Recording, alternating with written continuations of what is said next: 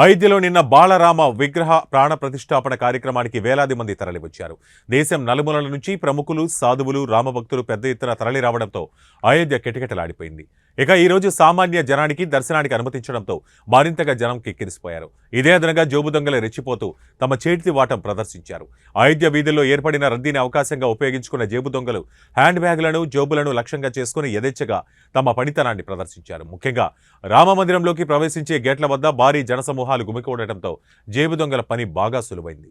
ఇక వివరాల్లోకి వెళ్తే గత రాత్రి నుంచి ఆలయ ప్రవేశం కోసం వేచి ఉన్న భక్తులు ఈ రోజు ఉదయం 7 గంటలకు గేట్లు తెరిచేసరికి ఒక్కసారిగా తోసుకొని వచ్చారు. ఇదే అదనంగా జోబు దొంగలు విజృంభించారు. కెనడా నుంచి వచ్చిన పూర్ణిమ అనే భక్తురాలు తన హ్యాండ్ బ్యాగులో విలువైన వస్తువులు, డబ్బు పోయిన విషయం గుర్తించి లబోదిబ్బోమన్నారు.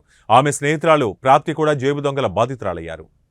స్నేహితురాలికి తోడుగా అయోధ్య వచ్చిన ప్రాప్తి కూడా విలువైన వస్తువులు పోగొట్టుకున్నారు.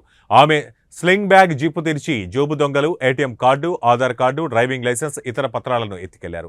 వీళ్ళిద్దరే కాదు, అయోధ్యలో అనేక మంది భక్తులు ఇదే పరిస్థితి ఎదుర్కొన్నారు.